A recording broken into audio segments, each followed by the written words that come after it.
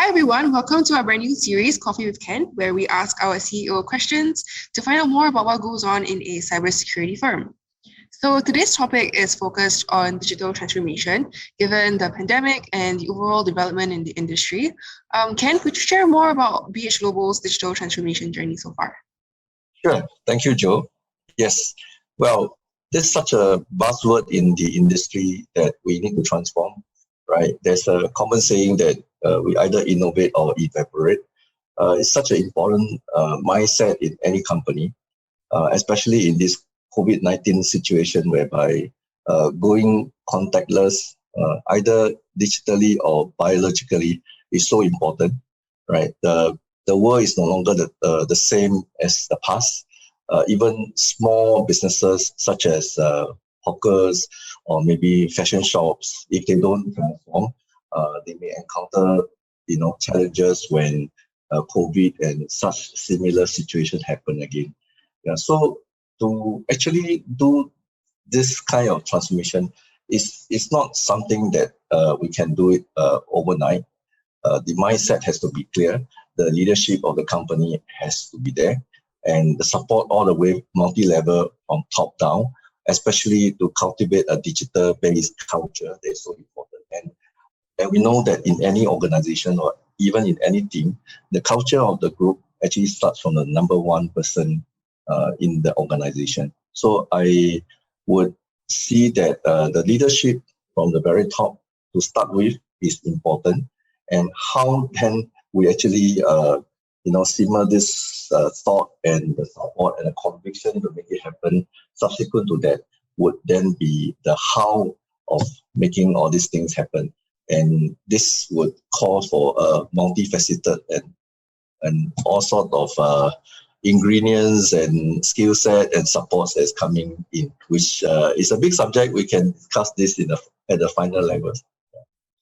I see. So you did mention that, a mindset change is required within the company itself. So maybe you could share more about how the employees themselves were encouraged to be on board BH Global's digital transformation journey. Well, as someone who has been running IT operation and maybe just talking about purely operations, we know that to be innovative, people need to be given sufficient bandwidth, sufficient time to think about innovation. If the operation team is overwhelmed with all sort of mundane everyday operation up to here, I don't think they will have appetite to think about innovation. So I think a good balance is so key for the people to be able to sit down and strategize and to be able to look at the 80-20 kind of thing, rather than continuously pushing for operation to be in place, and that will get nowhere. So then how to instill this type of mindset, business mindset, all right, a balanced mindset, and having sufficient bandwidth and the understanding management are very key factors to make this happen, in my view. I see. So would you have any tips in terms of accelerating this digital transformation process within a company? And perhaps you could share a useful tool that you implemented for BH Global's journey. Oh, sure. As an IT guy, I think they are not short of various productivity tools. It's just like security is always a matter of still that three factors of people, process, technologies. If we just look at technology alone, we are not short of productivity tools. In fact, all these are no longer called technologies anymore. One very good example is like a visualizer, right? I mean, in the past, in my era where you do conventional programming, development of a report may take you about 3 weeks, right? And then you have the correction cycle, and then the unhappiness of not meeting the requirement and all this set in. But today it's all like painting with a lot of GUI-based tools, report visualizers, and all those are, I would say, in any companies who are not as digitalized enough, these are all the low-hanging fruits.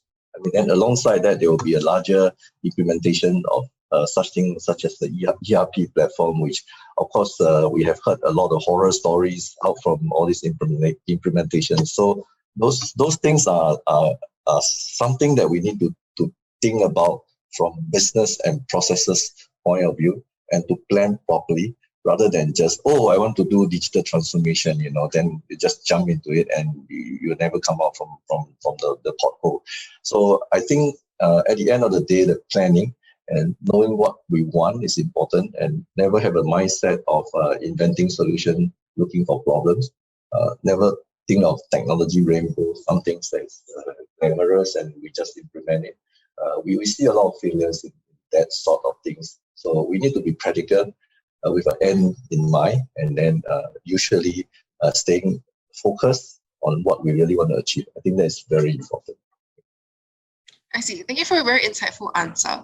And last but not least, you've mentioned earlier on that leadership is very important in a company, and culture is essentially it actually comes from the top. So could you share some of your key leadership methods that you use in running Athena Dynamics in general, and as well as the CIO as VHO role? Well, as much as we live in a very different new norm of world order, today I think we call for a very different kind of leadership.